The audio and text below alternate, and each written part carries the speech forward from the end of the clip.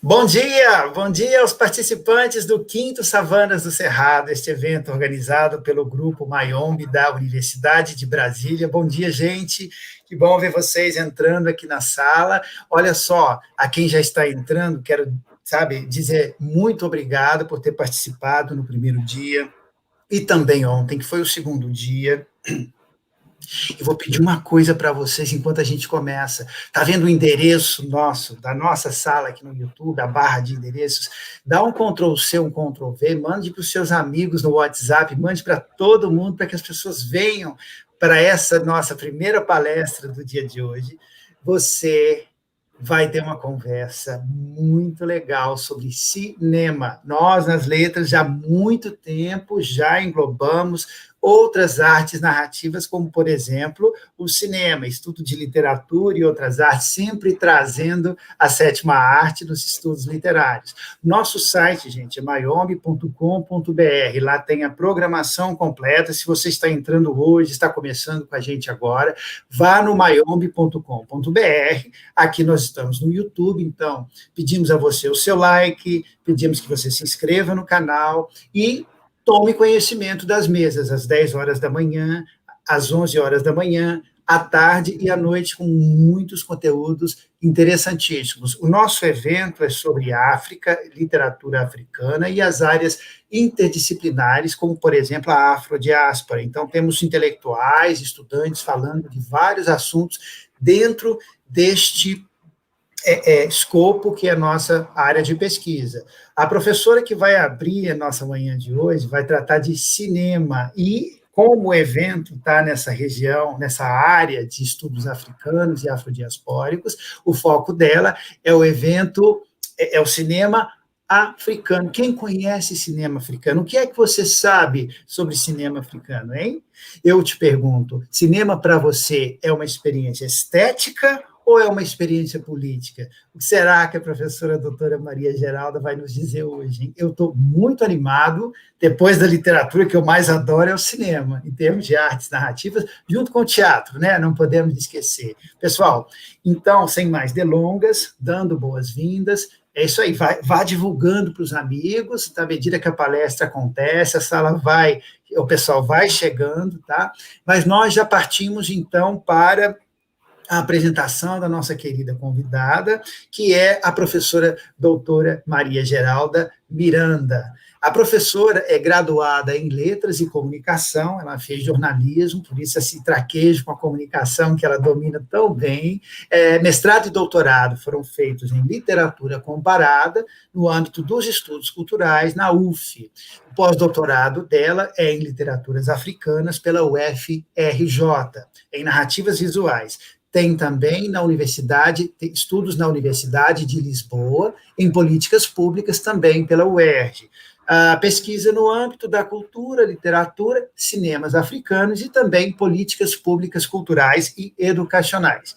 É diretora executiva do Centro Cultural Justiça Federal, no Rio de Janeiro, professora e pesquisadora do Programa de Pós-Graduação Interdisciplinar em Desenvolvimento Local da Uniswan, Rio de Janeiro, e professora dos cursos de comunicação da UVA.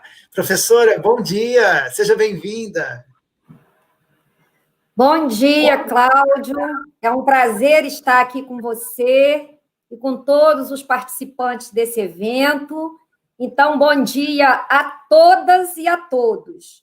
Gostaria de agradecer a professora Norma Hamilton e o professor Cláudio Braga pelo convite para participar desse evento maravilhoso. Dizer que o trabalho do grupo de pesquisa Mayombe é um trabalho, assim, que é um sonho de consumo, né, de qualquer pesquisador, que enche os nossos olhos, de modo que eu estou assim, muito feliz de estar participando aqui hoje. Gostaria de agradecer, antes de dar início à minha palestra, propriamente dita, o meu companheiro Alberto Gomes de Oliveira, que, por ser cinéfilo, me ajudou bastante na realização dessa pesquisa sobre cinema africano. Pois bem, o título da minha palestra, deixa eu clicar aqui no slide. O título da minha palestra na verdade, do griot ao cinema, maneiras de contar histórias em Áfricas, está ligado ao título da minha pesquisa realizada junto à Universidade de Lisboa no decorrer dos anos de 2017 e 2018, sob a supervisão da professora Ana Mafalda Leite.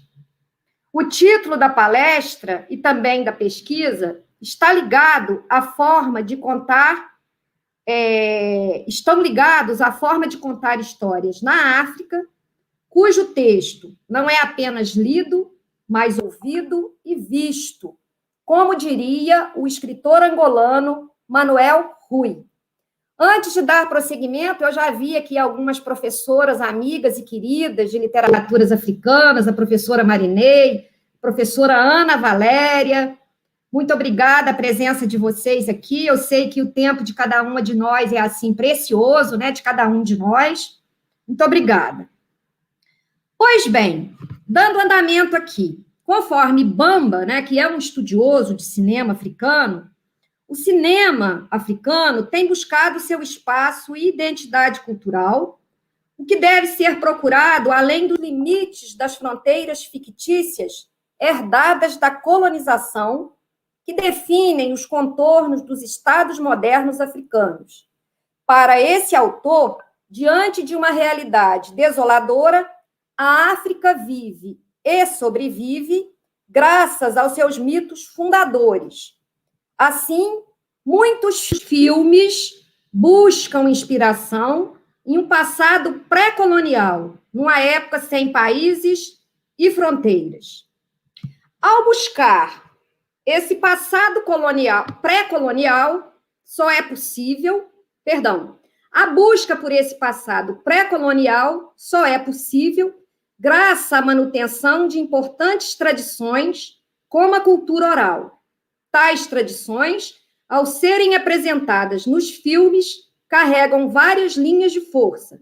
Algumas recriam a própria oralidade e sua estética peculiar de contar histórias, outras possibilitam críticas severas à colonização e à consequente subalternização da cultura dos africanos. Outras centram suas críticas nos representantes dos estados implantados após o final da colonização, e outras ainda, mais contemporâneas, criticam tradições que impactam negativamente a vida, sobretudo de mulheres na contemporaneidade. Os filmes selecionados para a minha pesquisa foram produzidos em diversas nacionalidades do continente africano, em épocas distintas, e também contam histórias bem diferentes umas das outras.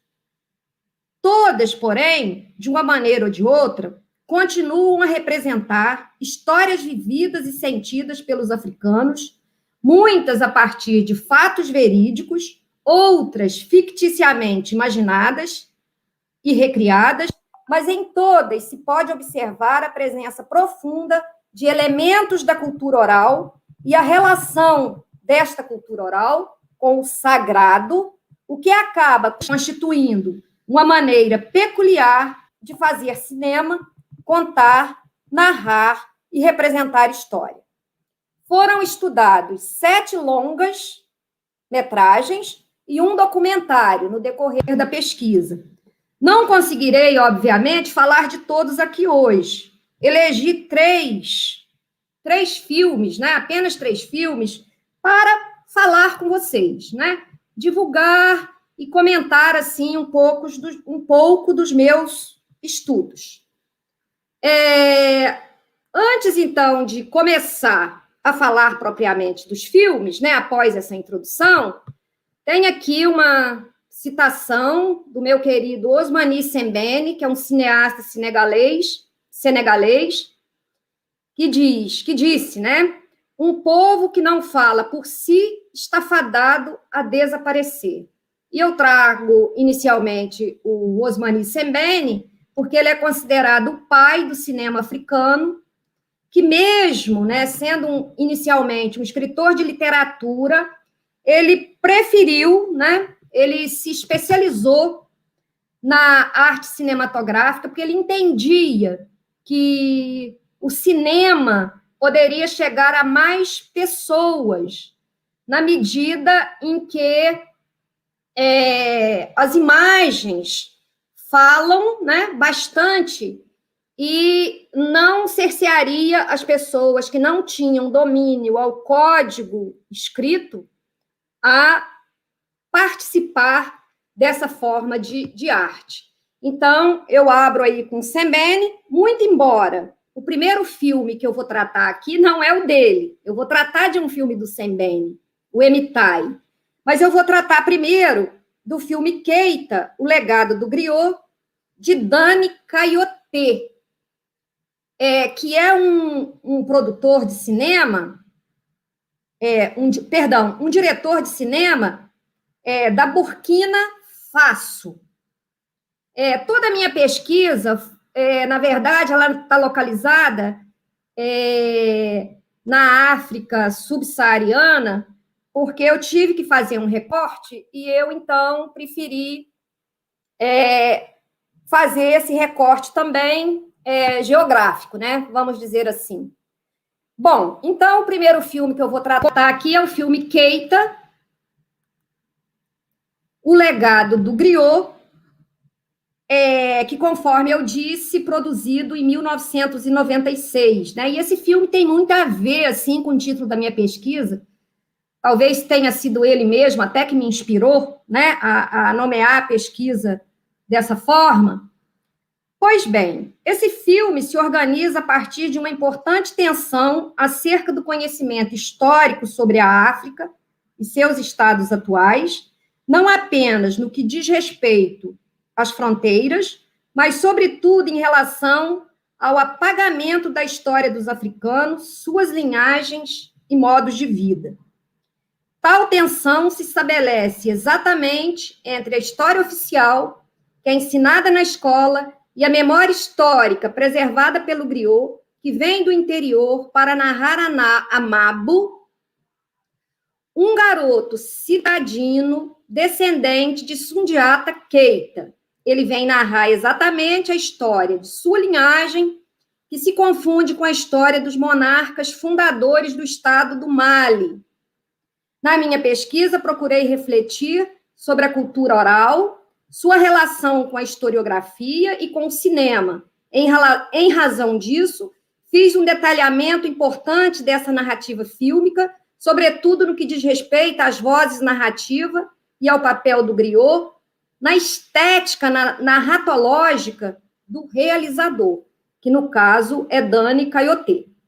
As pesquisas levam a crer que o longa é também, de certa forma, autobiográfico, pois tanto o diretor quanto o ator principal e compositor descendem de uma linhagem milenar de griots e assumem essa identidade como função principal de suas vidas. O filme, para além de sua sofisticada estética narratológica, convida a indagar sobre algumas importantes questões relacionadas à história do Mali e da África, sobre as disputas de versões históricas, as impostas pelo colonizador, pelos colonizadores, que tudo fizeram para desqualificar a organização política dos povos dominados, e as versões transmitidas oralmente de geração a geração pelos griots, além de assinalar a importância das fontes orais. Como ensina Ampaté Ba, quando se fala, abrindo aspas, em tradição em relação à história africana, está-se a falar em tradição oral, e nenhuma tentativa de penetrar a história e o espírito dos povos africanos terá validade, a menos que se apoie nessa herança de conhecimentos, transmitidos de boca a ouvido, de mestre e discípulo, ao longo dos séculos. O autor diz que essa herança ainda não se perdeu e reside na memória da última geração de grandes depositários, de quem se pode dizer que são a memória viva da África. Entre as nações modernas, onde a escrita em África, fecha as aspas, desculpa. Entre as nações modernas, onde a escrita tem precedência sobre a oralidade, onde o livro constitui o principal veículo da herança cultural, durante muito tempo, julgou-se que os povos sem escrita eram povos sem cultura. Tierno Bocars pontua que a escrita é uma coisa e o saber é outra, que a escrita é a fotografia do saber, mas não o saber em si. O saber é uma luz que existe no homem, a herança de tudo aquilo que nossos ancestrais vieram a conhecer e que se encontra latente em tudo que nos transmitiram, assim como o baobá já existe em potencial em sua semente. Voltando ao filme. O fio condutor da narrativa de Keita, o legado do griot, é exatamente a presença do griot que sai de sua aldeia e vai até a cidade, estabelecer a contraposição entre versões igualmente históricas, a ensinada pelo sistema educacional estatal sobre a fundação do Mali e a transmitida oralmente, e resgata um período histórico que os colonizadores teimaram em ignorar, que é o papel de Sundiata Keita na unificação dos clãs no início do século XIII, dando início ao grande império do Mali. O adolescente Mabo fica muito impressionado com as histórias do griot. Então, vamos mostrar mais um pouquinho aqui de imagens, né? Que cinema sem imagens não dá. Esse é o griot de Gelibá, no presente narrativo, conta a história de sua linhagem a Mabo. Então, o filme ele tem duas narrativas paralelas, uma que é a narrativa do presente e a outra que é a narrativa do passado. O presente é do menino Mabo, sua família, da escola que o menino estuda, da vida citadina, e aqui é a outra história contada, né? A história passada, pretérita, que é sobre a história do Sundiata Keita, né? O caçador joga búzios para o Mansa e vê Sundiata Keita reinando. Então, o griot vai contando a Mabo, aqui está o menino Mabo, aqui está o griot, vai contando, então, a história de sua família e a história, ao mesmo tempo, do Sundiata Keita, que foi o grande unificador do Império do Mali. Pois bem, o adolescente fica muito impressionado com as histórias do griot, sobre sua linhagem, e sobre a história oral, apesar das negativas de sua mãe e de seu professor. Não sendo muito aceito, né, o griot, após cumprir o seu papel, retorna para o seu lugar de origem. As últimas palavras de Gelibá a Mabo se referem à história contada pela escola, a história oficial, contada pelo vencedor e que é reproduzida pelos livros escolares, elaborados a partir de fontes contadas pelos caçadores, né, palavras do griot, entre aspas, e não pelos leões, né, que são caçados. Mabo, por seu turno, não foi um mero espectador das histórias. Ao contrário, ao perceber a mensagem do griot, ficou encantado e começou também a contar a história ao seu grupo de amigos. Aqui nessa imagem 4, na figura 4, o Mabo está contando a história para um colega dele da escola, a história que o griot contou a ele. Nesse sentido, há no trabalho do griot uma função pedagógica de não deixar a tradição morrer na medida em que prepara outros, os mais jovens, para continuar fruindo e transmitindo-a aos mais novos. O griot não conseguiu terminar a história de Sundiata, ele vai somente até o exílio do personagem. O estabelecimento de seu reinado, sua força, poder não são contados. Gelibá contou as dificuldades do herói, aquilo que o formou, de seu nascimento encantado até sua deficiência e todas as suas dificuldades e sofrimentos, e também as suas superações. Mas o griot disse que ele foi grande e poderoso, e foram as lições de superação que ficaram para Mabo, que ao se ver só embaixo do imbondeiro, nessa árvore grande aqui, pede ajuda ao pássaro conforme orientação do griot, e a partir disso ele começa, então, replicar a história, contar a história, né, uma outra versão da história aos seus colegas.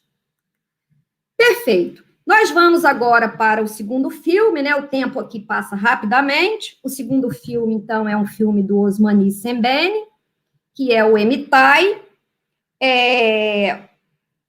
que eu já disse, né, que o Sembene ele tem uma peculiaridade, que mesmo sendo escritor de literatura, ele resolveu fazer cinema para atingir mais as pessoas, né, e ele percebeu também que as imagens em movimento no continente africano faziam muito sucesso.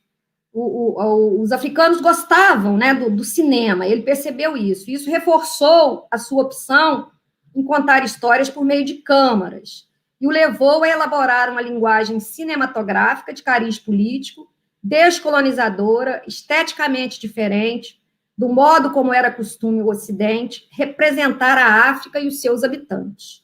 O Sembene ele tem uma importância muito grande para o cinema africano. E para a política também, né? A história contada no filme Emitai é tão impactante que leva a pensar, primeiramente, nos aspectos históricos retratados na narrativa, nos enredos coloniais de dominação, antes mesmo de entender a linguagem desenvolvida pelo realizador para contar a história que liga o grupo de Ola à Segunda Guerra Mundial. O estudo do filme, primeiramente, buscou situar a narrativa cinematográfica, o tempo e o espaço da diegese, observando também o seu contexto histórico, para, em seguida, analisar a sintaxe fílmica produzida por Sembene, que enredou homens, mulheres, crianças e deuses na resistência de Ola. O filme Emitai, ele tem 103 minutos, né? É baseado em fatos reais e é o terceiro filme do Sembene. É uma narrativa que remonta a episódios acontecidos em 1942, durante a Segunda Guerra, na vila de Casamance, no Senegal, quando os habitantes do local, da etnia de Ola, reagiram à intervenção francesa, primeiro tentando barrar o recrutamento forçado de grande parte dos homens da vila, enviados para a frente franco-alemã, segundo, porque o comandante dos franceses na Segunda Guerra havia enviado soldados para confiscar a colheita de arroz para alimentar as tropas. Então, esse filme, ele parte, né, da questão do dilema dessa aldeia de Ola, do povo de Ola, de perder os seus filhos, né, para a Segunda Guerra Mundial, uma guerra que não tinha nada a ver com eles, vamos dizer assim, né? Isso, então, leva a uma situação, a uma crise na aldeia, que, então, leva a várias reuniões, né? A narrativa fílmica, ela também tem um paralelismo, né? Que eu tenho a reunião dos chefes, e, por outro lado, eu tenho as cenas, né? A história que vai rolando, né, paralelamente. E qual é a grande questão? Depois que os franceses fizeram o recrutamento forçado de jovens de Ola para as frentes da Segunda Guerra Mundial, eles também queriam confiscar o arroz para alimentar as tropas. E aí, realmente, a questão ficou séria. E é aquilo que eu disse já, e a gente presta atenção na história e esquece, num primeiro momento, até de pensar na beleza estética que é esse filme, né, essa produção estética do Sembene. Pois bem, quem é o Emitai, né? Por que o filme tem o nome de Emitai? Emitai é um deus do grupo de Ola, que é uma espécie de deus da guerra. E os deuses, né, ficaram bastante conservadores nessa questão da disputa aí do grupo de Ola e dos franceses, né? Vou ler aqui mais um pouquinho para a gente ir analisando agora um pouco a história, né? A reunião dos homens, né, dos dirigentes, alguns guerreiros, né, praticamente transcorre durante o espaço-tempo diegético do filme. Primeiro reúne-se os chefes políticos e guerreiros, depois os chefes religiosos, que em cerimônia incorpora os deuses ou tem capacidade de convocá-los. Na sociedade de Ola, esses têm força nas decisões políticas.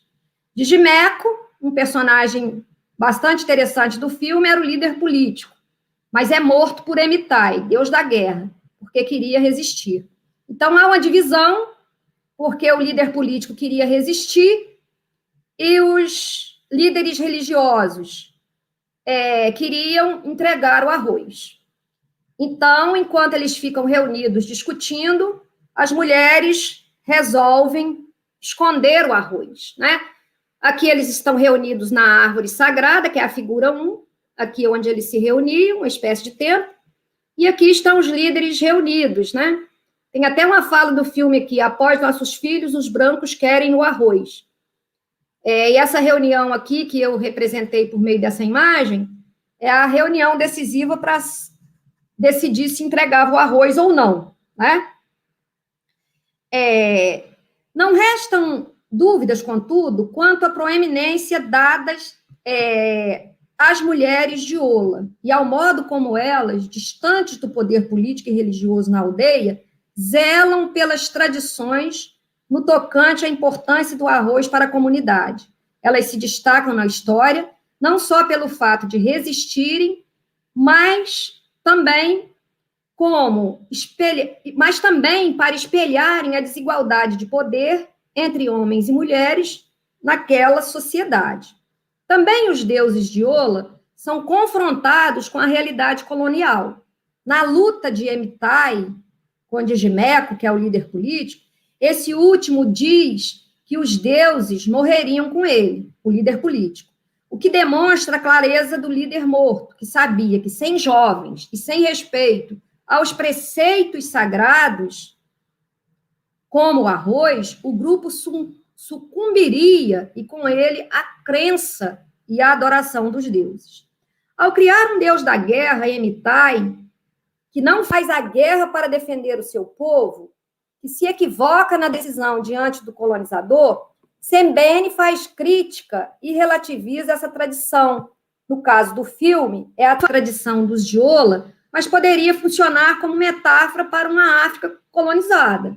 Se, por um lado, há uma crítica ao comportamento dos deuses, o que resultou no massacre, sugerido no final do filme, por outro, há toda uma linha de força de valorização da cultura de Ola, a costurar o discurso fílmico, o que lhe dá bastante verossimilhança. Primeiramente, os atores foram selecionados na própria comunidade. A língua utilizada no filme é o Oluf, que é a língua do grupo que participa na representação da história e a partir do qual, do grupo, se estrutura a narrativa fílmica. A trilha sonora também utiliza... só um instantinho, né? Esse aqui é o Emitai, o deus da guerra. Ele discute com o líder político, né? E o líder político acaba sendo morto. Aqui, as mulheres escondendo o arroz, e aqui os homens entregando o arroz, né? Daí essa importância dada aí às mulheres para a preservação de aspectos fundamentais da cultura, porque o arroz, além de ser usado na alimentação, ele também era usado nos funerais. A trilha sonora também utiliza músicas e ritmos da oralidade senegalesa, há ainda assobios e ruídos que complementam a representação. O silêncio é também utilizado pelas mulheres da tribo, como recusa a colaborar com o opressor e como forma de protesto. Ele reforça o ritmo da vida próprio do Giola e a importância dos rituais. Muitos planos do filme constroem o espaço da aldeia e ao redor dela, principalmente o espaço da natureza, as árvores, o rio, o silêncio, o que evidencia ainda mais a violência dos colonizadores franceses. Obviamente que no final do filme, né, eu não estou aqui para dar o spoiler dos filmes, né, não é esse o sentido, mas a rebelião se instaura, obviamente, em razão de tamanhas contradições no grupo, contradições essas colocadas, né, pelo colonizador. O tempo passa rápido, né? Nós vamos agora para o terceiro filme que eu selecionei, que é o Invasion 1897. Esse filme é um filme nigeriano. O seu diretor é o Lancelot Imesium, e ele é produzido por Nollywood.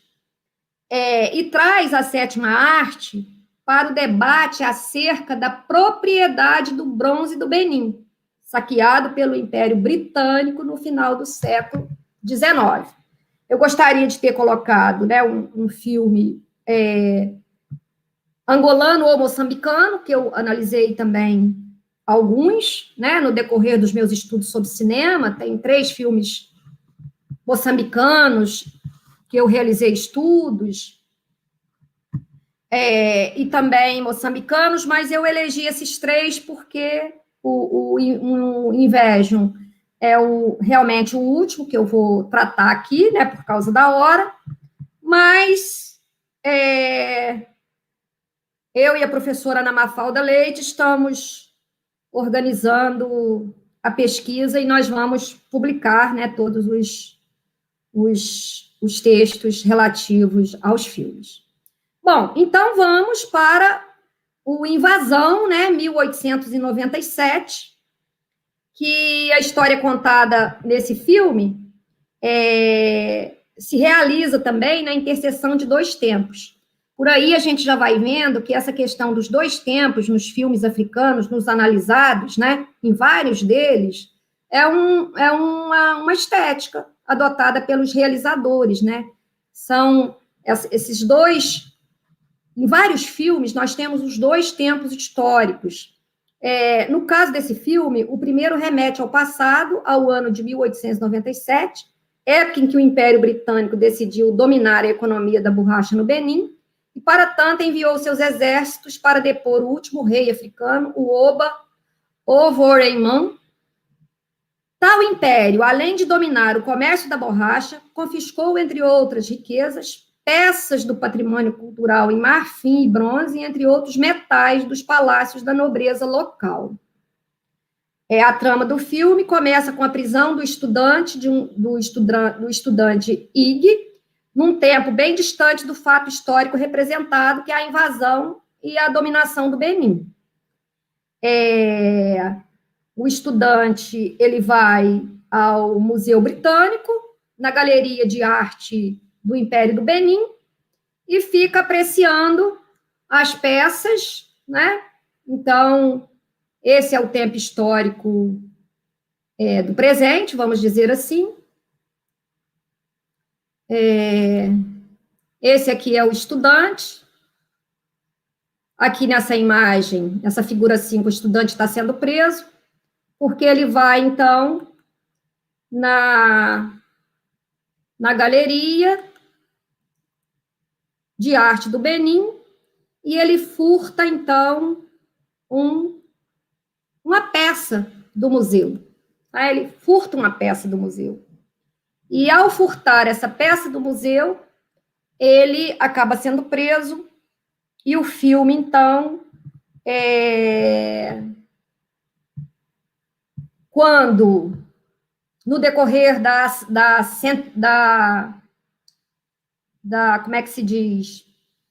Quando ele está sendo entrevistado pela magistrada na corte, porque ele foi acusado de roubo, né, e foi levado a julgamento no tribunal. A magistrada, então, pede para ele falar do roubo, por que ele roubou. E aí, nesse momento, a gente começa a ter o segundo tempo histórico, que é exatamente quando se começa a contar toda a história do Império do Benin, a destruição do Império, e como essas peças, né, chegaram até o Museu de Londres. E aí, é muito interessante os figurinos e toda... Aqui a gente consegue ver o último rei do Benin, né, o Oba, nos seus trajes reais, que é esse coral, que é essa coroa coral e esses colares de pescoço. Aqui nós temos a imagem de um artesão fazendo o bronze do Benin. Aqui nós temos um exemplo de banqueta telegráfica, né? Por essa banqueta aqui se estabelecia a comunicação entre reis, entre o rei e seus subordinados. Sim, vamos então voltar um pouquinho aqui ao texto. O filme, para além de contar a história da invasão inglesa no Benin, discute a problemática da pertença do patrimônio artístico retirado por meio do saque pelos colonizadores dos territórios dominados. Tais objetos foram usados em uma série de grandes exposições e expostos, né, com o objetivo de conquistar apoio para o projeto colonial e, posteriormente, foram parar em coleções nacionais e privadas por toda a Europa. A pesquisadora Joy, né, de patrimônio histórico, ela expõe um importante paradoxo. Ela diz que tais objetos, enquanto objetos da periferia, são bem-vindos no centro, mas desde a independência dos países da África Ocidental, ao longo do final dos anos 1950 e início dos anos 1960, há, ao mesmo tempo, a retenção dos objetos e a simultânea rejeição dos migrantes não documentados de antigas colônias. Estes são tratados com desprezo, enquanto os objetos, né, recebem atenção em museus e são tratados com grande reverência. Os migrantes são deportados e os objetos não são repatriados. A terra natal é, portanto, apenas a terra dos objetos, não das pessoas, né? Fecha aspas.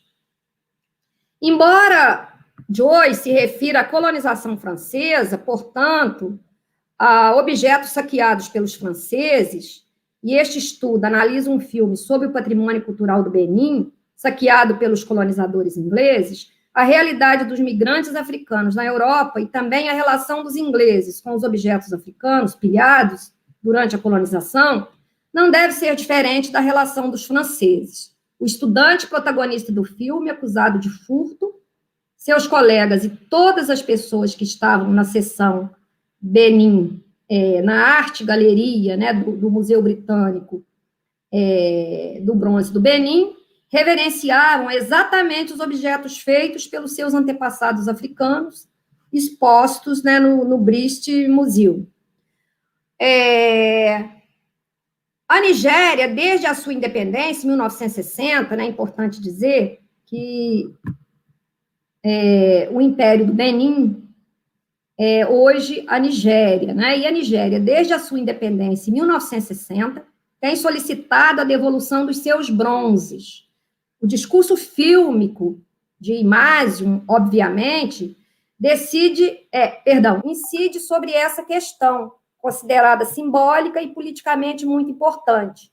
As duas coleções mais extensas dos bronzes do Benin se encontram no Museu Etnológico de Berlim e no Museu Britânico de Londres. A terceira está em diferentes museus da Nigéria, principalmente no Museu Nacional de Lagos. As peças, embora sejam geralmente conhecidas como bronze, são de diferentes materiais: metais, madeira, cerâmica, marfim, pele. Os metais não se limitavam ao bronze. Análises de metalurgia mostram tratar-se de uma liga de cobre, zinco e chumbo. A escultura de bronze do Benin data do século XV e foi usada principalmente para a decoração dos palácios reais, que continham numerosas obras desse material. Os artistas do bronze estavam organizados numa espécie de associação sob o manto real e viviam num bairro especial do palácio, sob o domínio direto do Oba.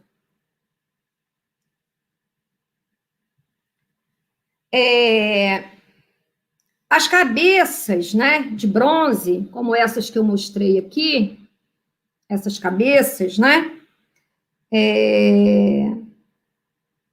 eram colocadas nos altares ancestrais. Quando um rei morria, o seu sucessor mandava fazer uma cabeça de bronze. Há várias cabeças preservadas. As mais antigas provêm do século XII. Em 1939, cabeças muito similares às do Benin foram descobertas na cidade santa dos Iorubás, em Ifé, datada do século XIV e XV.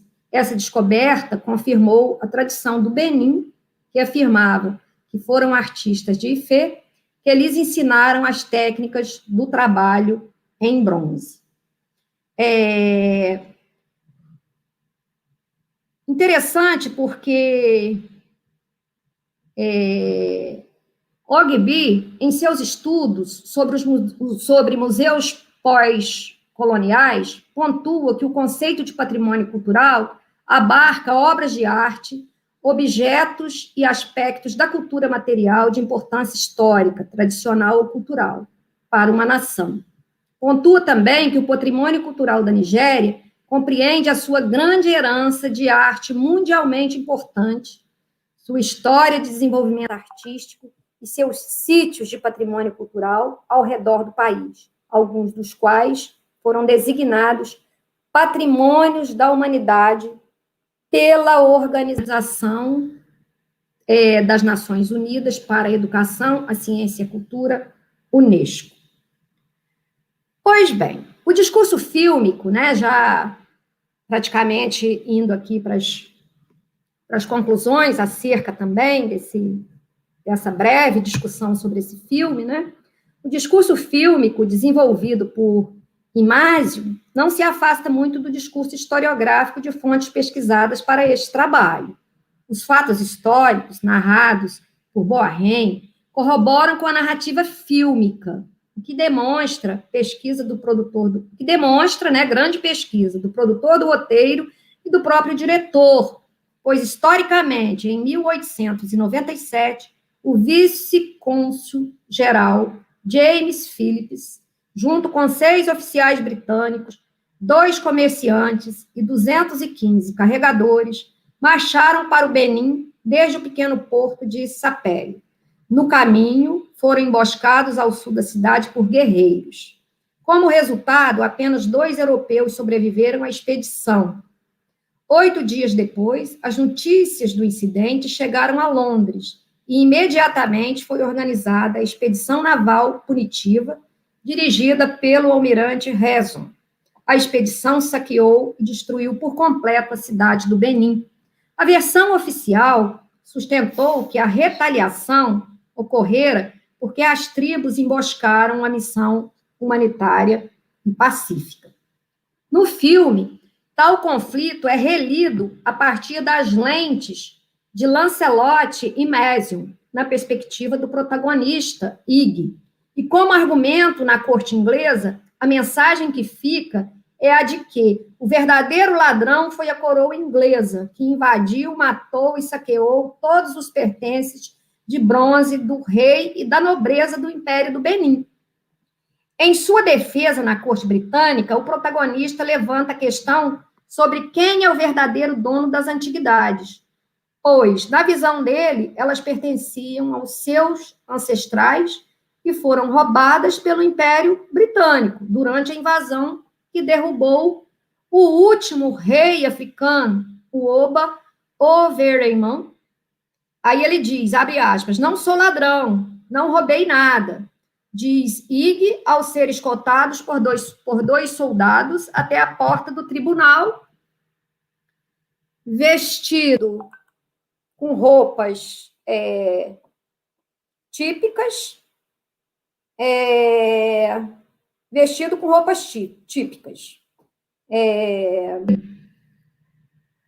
Também portavam trajes do Benin, o professor, os colegas e a namorada branca. Ig foi absolvido. A magistrada da ação, quando questionada sobre como devolver o patrimônio histórico do Benin, a magistrada da ação, que estava resolvendo a ação, sugere que a questão da pertença do bronze seja discutida em uma corte internacional. Pois bem, eu trouxe aqui 3 histórias, né, contadas no cinema. A história do griot, de Gelibá, a história da luta das mulheres do povo de Ola para não deixar a tradição e a própria história, né, e sobrevivência da tribo, do grupo, né, de Ola sucumbir por causa dos franceses, e esse filme último, produzido em Hollywood, que vai, então, trazer para uma discussão super contemporânea, que é a questão do bronze do Benin, né? E muitos outros filmes têm sido feitos, né? Como a repatriação do mármore da Grécia, de Atenas, e eu tenho acompanhado bastante as ações nas cortes internacionais sobre repatriação do patrimônio cultural. De modo que eu entendo, né, para fechar, então, que já está em cima da hora, que os cineastas africanos, né, que têm feito seus filmes, que não têm um grande volume de filmes, algumas nações têm mais filmes, outras menos, mas que não deixam de ser griots também, que continuam contando histórias, né, do seu povo, do seu passado, do seu cotidiano, para as populações presentes. Então, gostaria de agradecer. Acho que eu até passei do tempo, desculpa aí, Cláudio. Passou do tempo, sim, professora, mas a gente fica tão encantado com um trabalho tão lindo que a gente perdoa. Desculpa. Muito obrigado, professora Geralda, que pesquisa linda, está trazendo cinema africano para o nosso evento. Nós temos muitas perguntas e comentários, a senhora recebeu elogios. Vou chamar de senhora, não, tão jovem. Você. Não, chama não. Recebeu inúmeros elogios, pessoas estão dizendo coisas do tipo, que maravilhoso, que palestra maravilhosa, e eu faço minhas as palavras dos participantes, temos dezenas de participantes na sala, tá? E agradecer demais. Daqui a 13 minutos nós temos outra mesa, então eu tenho apenas 3 minutos para dizer o quanto essa abordagem do griot tecnológico, o cineasta africano moderno, essa imagem sua, essa ideia sua de equacionar o contador de histórias da tradição com o cineasta. Que lindo isso, muito bonito. Os 3 filmes abordados precisam ser vistos. Obrigado por nos ensinar e nos trazer um pouquinho dessa riqueza que é o cinema africano contemporâneo, né? Eu vou ver se uma pergunta, nós temos tempo para 1 ou 2, professora. Gostaria de saber mais sobre a questão estética desses filmes e como que é a crítica do cinema lá na África. Pergunta da pesquisadora Deise Muniz. Bom, a estética, né, tem até uma entrevista que eu fiz com o cineasta Sol de Carvalho, que é moçambicano, e ele diz que a estética do cinema africano, ele defende que há uma estética no cinema africano, né?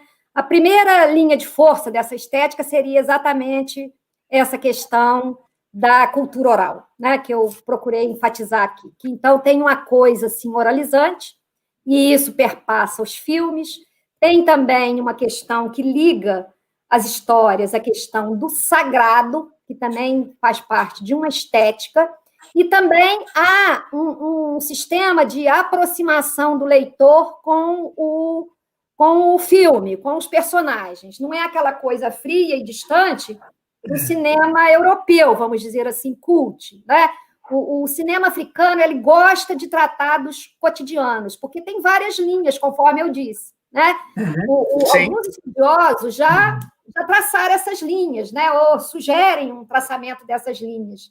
Esse que volta ao passado, esse que fala do cotidiano, esse que critica as nações, os governos atuais, mas há sempre neles essa linha que vai trabalhar a oralidade, que é o fundamento dessa cultura africana.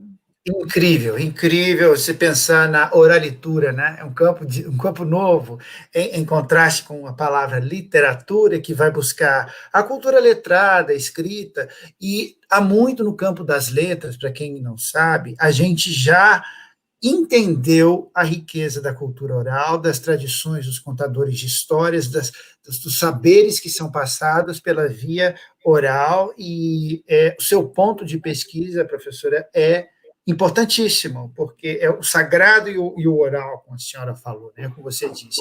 Eles, no cinema, eles dão uma ampliação para esse saber africano que a cultura letrada eurocêntrica despreza ou finge que não existe. Né? Então, foram tantos pontos importantes. Eu caminho para o final. Obrigado demais à professora, obrigado às dezenas de pessoas presentes. Vocês tomem um café, porque daqui a 10 minutos nós vamos falar de literatura angolana, e literatura angolana com um especialista na área, meu colega, professor Edivaldo. Geralda, dá o seu até logo para a gente, porque a gente não aceita adeus, a gente aceita até logo. Isso. A gente quer que você volte, querendo saber mais sobre os outros filmes do cinema africano que não foram abordados, porque a gente está sempre lidando com o tempo. Então, a palavra é sua para a despedida, Geralda. Então, minhas palavras são de agradecimento, mais uma vez, a esse grupo Mayombe, da Universidade de Brasília, né, essa grande universidade. E certamente eu estarei com vocês em outros trabalhos, em outras propostas. Eu gostaria de agradecer a todos os participantes que estão nos assistindo. Eu vi aqui que tem alunos meus, mestrandos, doutorandos, vi que tem colegas de trabalho, servidores do Centro Cultural da Justiça. Então, eu estou assim, muito feliz com a participação e porque vieram aqui prestigiar o evento e também me prestigiar. Eu estou assim, muito agradecida a você, a Norma, a Luciene e a esse grupo maravilhoso. Muito obrigada. Muito obrigada mesmo. Muito obrigado. É incrível, porque na internet você tem os seus queridos do local e do global. Então, tem os orientandos, o pessoal do Rio, o pessoal próximo, e tem também gente de qualquer lugar do mundo apreciando sua pesquisa e suas palavras. Vou fechar esta mesa, obrigado aos presentes, aguardando vocês daqui a 8 minutos, 10 horas em ponto, a próxima mesa. Gente, esse é um evento com 21 mesas, a gente está apenas no número 9, ainda tem da 10 até a 21, não percam, é hoje e amanhã, Quinto Savanas do Cerrado, até daqui a pouco, abraço, beijo, obrigado, Geraldo.